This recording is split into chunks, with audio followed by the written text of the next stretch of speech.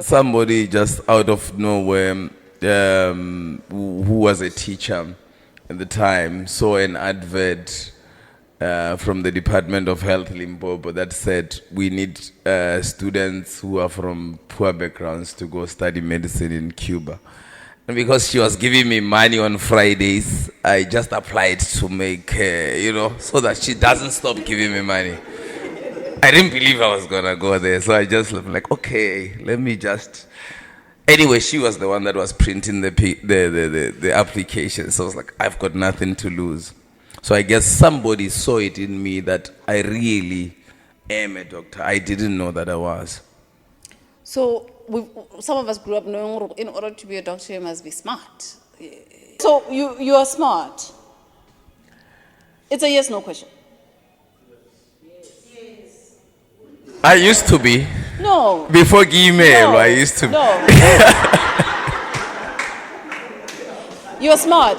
You know why it's important for him to answer this question is that in the modern day era right now consult because everything else, you want to be sure of where you're going. Can you imagine where you're to somebody who's not smart? Somebody who lies.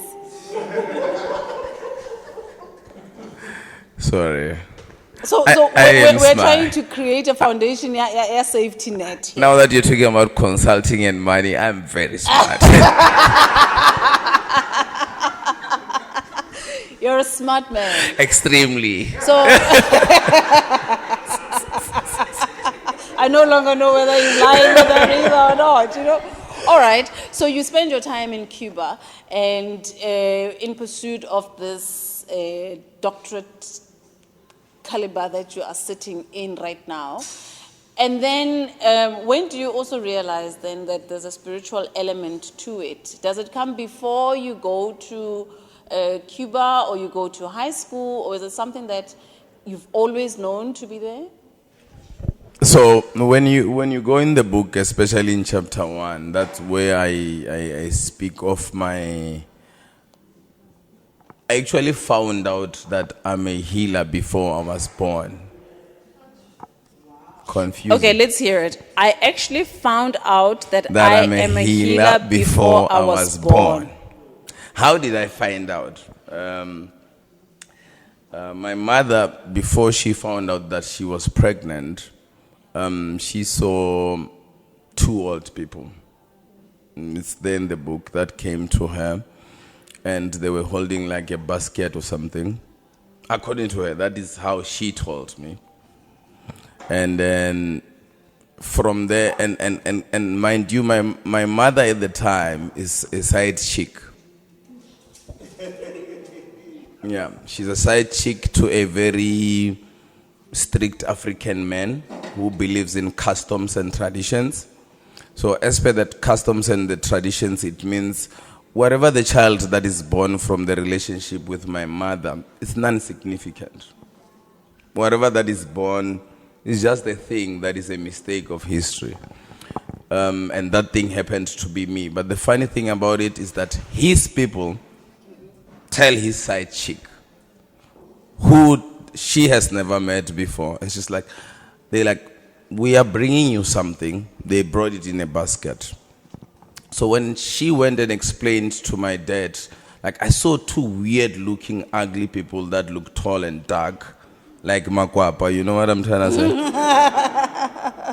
And then when she explained, then to her, then to him, he was like, no, but those are my grandparents. So my father's grandparents had brought to my father's side chick A message. No, a gift. Your people though. And that gift was me. Decide cheek. I mean, the gifts to the special people. Wow, okay. And then how did Dad take it? Dad, being a patriarchal gentleman of that time, she didn't like it. She's like, but why would my ancestors speak to you when when you are not even known?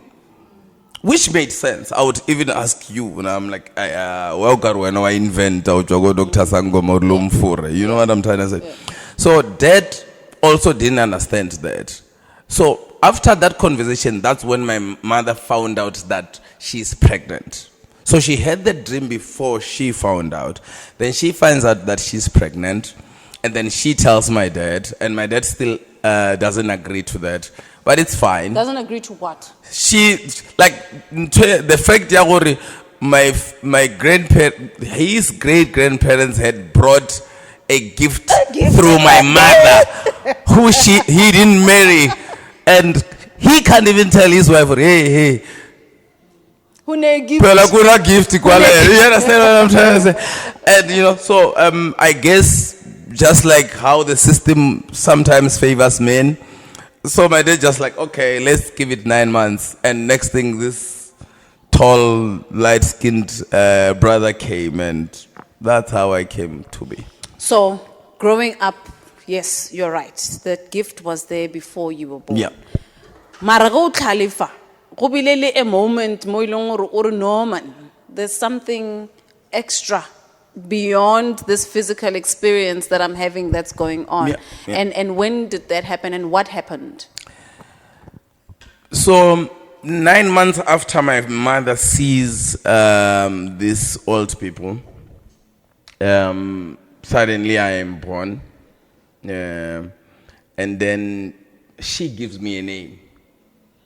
Can I remember, she's a side chick. So a child of an unmarried woman belongs to the uncle, right? Yes. And hence I was given my uncle's name. So, and hence she calls me a very white name. She says my name is Philip. Philip. What a name! I laughed at that because I thought the Philips I've met were not so nice. Yeah. So yeah, that's how then I'm named that, and yeah. So after being named Philip, I refused that name. I don't know how I refused it, but from the tale from my mother is that so literally I refused that thing. I've always been anti-establishment. Something. I've always been a revolutionary from day one. I refused. I'm like, can't be called by no slave name. Yeah. And hence, after that, then because ngwana esabele arobale haji adringing, and then because back in the day we didn't have GPs that I happened to lead, Yes. we had other GPs. Yes. So my father took me to their family GP, and when they were checking the floor X-ray, it came out, or no, actually I shouldn't be called Philip. Those people that had brought a basket, they were actually bringing a gift, and that gift had a name already. And it was my father's grandfather. And hence, then my father called me Bankulu, meaning my grandfather. Okay. So, like when I said I don't know who I am, even the name Nkulu is not a name. It's a responsibility and a title. Reference, yes. Yes. Wow. That's interesting. So, I've had the privilege of reading the book, and what you're making reference to, I remember. But what I'm trying to get to, because you have moments for those these special gifts, we don't know how to treat them, how to handle them, how to recognize, and when you do, you don't know what to do with it. So I want to know from you, in the position that you are in, whether it's at 6 years old or whether it's at 4 or whenever, when did it click, or there is something happening outside of this space that you and I are used to? So it began at like 6. So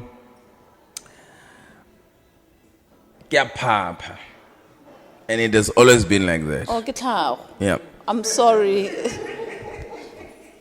I'm the king of Upap. So I have been. So it was known even when I was growing up. Okay, whoa, this yellow bone boy, Wapap. So when I'm like 6 or so, I start seeing things. Saying things. Seeing things. Okay. Yeah. And I'm having this conversation with these spirits that I don't even know, or this specifically, it was 2 old people. Wait, Yeah, I wanted to know. 6.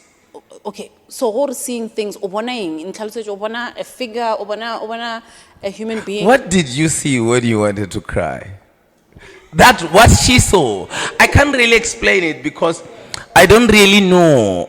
And then what happened when mom or family members reacted to that? Did you then notice that there's something different or something special? And then how did you handle it? Good. What I'm trying to figure out is, did you ever get into a conversation with mom, or mom didn't understand either what was happening?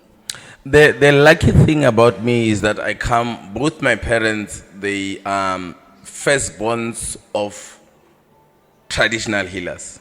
My father is a firstborn who is born from a dad that is a traditional healer and a mother that is a traditional healer that has got a grandfather and a grandmother that is a traditional healer. That's why the gift came. The same thing happens on my maternal side. Wow. So my mother is a firstborn from a woman that is a traditional healer and a man that is a traditional. So the Senegos are traditional healers in their own right, and the Baloyis are traditional healers. So for my mother, it didn't come as a surprise, because she knows.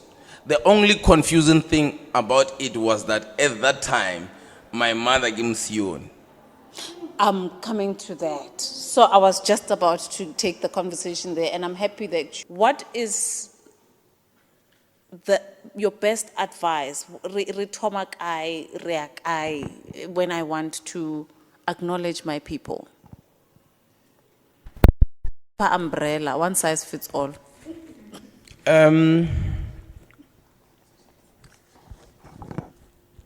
When you go through this book, you understand, or there is no one size fits all when it comes to spirituality. Each and every individual has their own experiences.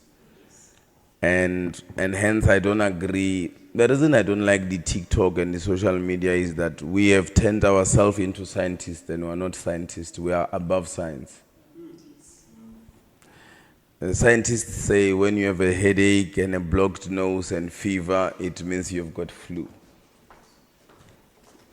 But that's not what we say in spirituality. What do you say? Wait.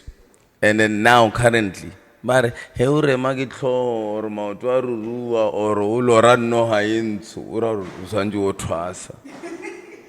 are the symptoms that are already written there. I hope I had a chapter in there so that I can say, how do you know you've got a calling headache, mouth, and that is extremely wrong. So this is the beginning of what you're asking on. How do you know? The first thing is that one size does not fit all in spirituality. Because although we are born at different times, at different days, with different experiences. So therefore it means the way the universe is going to communicate with me is definitely going to be different to how the universe communicates with you. So how do you approach this thing? Number one, you need to understand one thing. There is no hurry. In spirituality, we are not in a hurry. We are not driving 120 here. You can ask a question today and they don't answer you because they don't think it's important. And they tell you about something that is totally unrelated. The most important thing is that you must be present in the moment, in the now. You must remember what you are hearing now and what you are seeing now. I made a joke about someone and said, your problem is that you are thinking, and you think that thought belongs to you. I don't own any thought. I'm incapable of owning any thought. I've understood over time that what I would identify as a thought, it's actually a communication that needs me to pay attention to it and ask proper questions. And then from there, I will be able to get the answer. So there's something that is called clairvoyance. Clairvoyance is a one word, but it comes from two words: clear vision. We all have a vision. And there is a possibility that it can be clear. But it is those ones that work on it that it becomes clear. So all of us, we see, but not all of us are able to see. And it's not because we can't see. is just because what part of you do you train and do you give power to? So the reason with us, a lot of us here, we are AI products. We are literally robots. We are told what to think, when to think, and what is correct of thinking, and what not, and what not. And hence Matalani will say we are products of the matrix. But the truth of the matter is that all of us who have got an ability, and hence I said to you, I can't consult you and you don't agree with what I'm telling you. You knew it. The only thing you need is for me to make that vision clear.